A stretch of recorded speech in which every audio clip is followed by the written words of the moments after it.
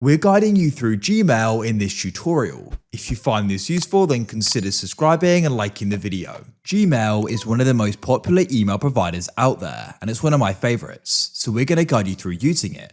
Make sure it's this full guide and don't go and skip ahead, otherwise you may miss an important part.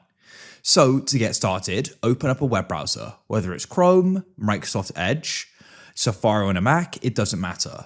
What we're going to do is go and search for Gmail. So you can go and search for it and you can come to it at the top or press the address bar and you can type in mail.google.com. Press enter and we're brought here.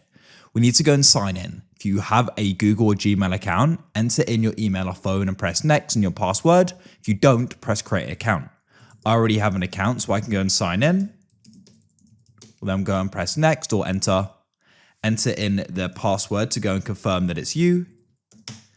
Then what we can do is press next, and we're now going to go and be signing in. So here we are in our inbox. I'll just go and zoom in there to make it easier for you. So to go and get started, let's go and look over to the left. You can go and look in your inbox, which is the main part where you're going to see the emails. You can look in your starred if you starred any, snooze, which are emails you've snoozed, sent, emails you've gone and sent, drafts, which are emails you've started but not sent, purchases, and you can press more to get the different folders. For example, spam and the bin. So that's over to the left. To go and get started with sending an email, you can press compose. We'll cover that in a moment. At the top, you can go and see our inbox is broken up differently. You've got your primary. So this is your primary emails, promotions, social, and updates. So Gmail go and separate them so you can easily go and filter out things you may not want to see. Then if we go and look in the top right, you can go and press on settings, and this will open up this side panel here. So you can go and access all settings, but to go and change things like the look and things like that, you can come down into density and you can change that. You can change the theme and the inbox type. So I like to go and have default just so I go and have them in chronological order here.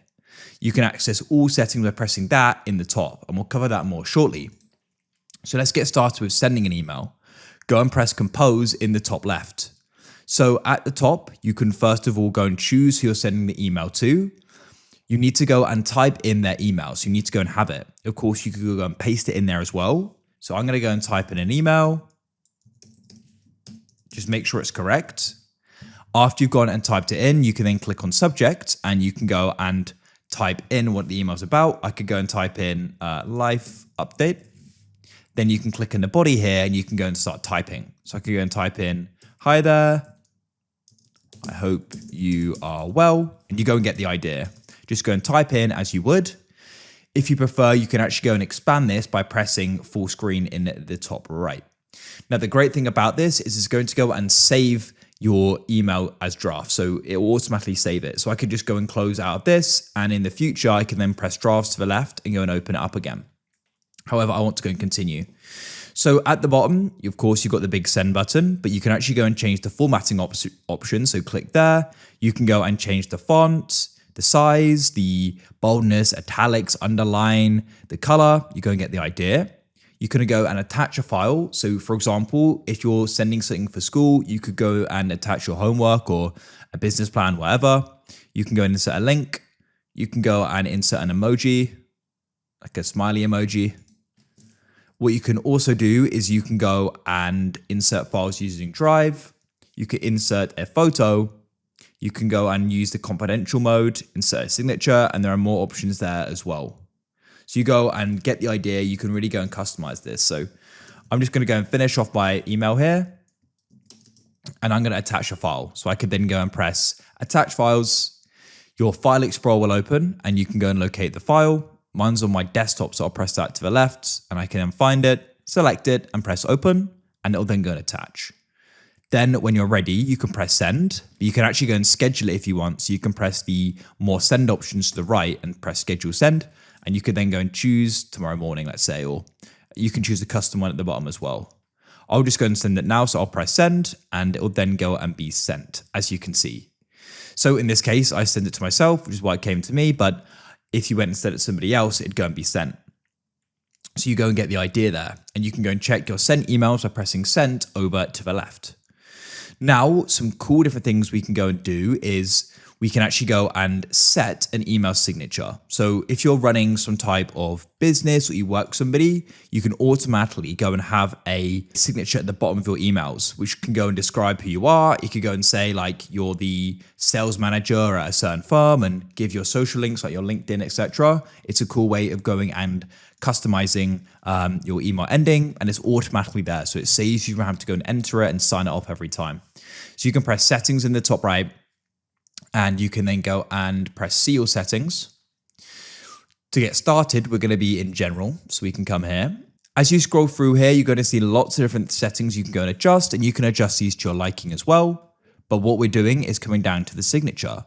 So as you can see, I have already got one here, and I'll guide you through how we can make sure we're using it shortly. So in this case, I'll press create new, and you can give it a name. So I can name this guide, press create, and then over to the right, we can start editing it. So you can go and choose the font here and the different formatting options. I sort of went through them earlier. You know, you've got bold, italic, underline, and you can set images as well.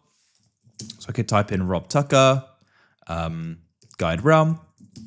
Let's go and say I want to make my name bold. I'll highlight it and then press bold. So you go and get the idea there. Now, what you can do is you can go and add an image, let's say. I could add in the GuideRealm logo. So I'll put my cursor just where I want it and press the image icon here. So you can go and use a web address and Google Drive as well, but you can upload it to Google Drive. So I'll select Google Drive and press upload, press browse, and I'll then go and find my icon. So I'll go and use the GuideRealm logo here. So I'll select that and press open. It's now uploading, and I'll go and press allow. It's now going to be there, but it's going to be super big. So click on it and we can then press small, and there we go. You've now added it. I could go make it medium if that's better, but you go and get the idea. So that is how you can go and start creating a signature. And then what you can do is you can go and scroll down, and where it says for new emails, you can choose which one you use. So I could select guide, and I'll use it for reply as well. Just make sure you then scroll down and press save changes.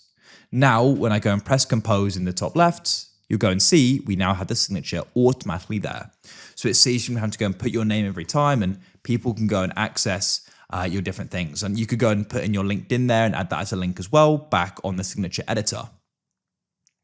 Next, what we can go and do is we can come back to the settings, and a really useful feature is out of office and auto reply. So you can go and press settings in the top right, press see all settings. And then what you want to do is in general is you can then go and scroll down, and you can come down to out of office auto reply. So what you could do is go and turn it on by pressing that there. Choose the first day. So I could go and set it to today, which is the 18th. Choose the last day if you want. Otherwise, it will just stay on until you turn it off. You can then go and put in a subject. So I could put out of office. And then you can go and type in here your reply. So I can type in hi there. So there we go. That is how you can go and do it. Of course, you can go and make it a lot more interesting if you want, add an image. And then you can go and press save changes. And that's it. At the top, it'll then go and say out of office. I'll press that now, but that is how you can go and have it on. So next, what you can also do is when it comes to replying to an email, let's go and see you get an email and you wish to go and reply to it. You can go and click on it. So now when you can go through and read it. If there's an attachment, you can hover over it and download it perhaps, or add it to a drive. You can then go and press reply in the bottom left to reply to it, or you could go and press forward. So if you go and forward it, you could then go and send the email on to somebody else. Just be careful of doing this because the original person may not want, the original sender may not want that email forwarded on. So it's probably a good idea to go and check really. But to reply, you can press reply and it will then go and reply to the email. So I could type in, and then of course we have our signature, and I can go and press send, and it'll then go and be sent. You go and get the idea. Now this is to myself, so it looks a bit weird, but essentially it'll go and start a conversation, as you can see. Now with emails, once you're looking at them again, at the top here, you can go and archive an email to get it out of your main inbox. You don't want to look at it anymore. Don't worry, that's not deleting it. You can go and report it as spam if it is spam. You can go and delete it. You can mark it as unread, move it to a different label, or if you press those three dots, you could snooze emails from this person, add it to task, create an event, forward all of them, and there are some different options there as well. And in the top right, you can go and print it as well, or go and look at the email in a new window. Now, if we come to the left, you can press on inbox. Something that you may want to access, which I sort of covered briefly earlier, is the spam or junk, as often emails can accidentally go in there, which is fine, but just you want to go and check it regularly in case you miss something important. So you can then come in here and you can go and delete them all now if you don't see anything interesting. I've got a lot of spam in here, but you may want to just check there's nothing important, and you can then press delete all now if you wanted to and delete them all.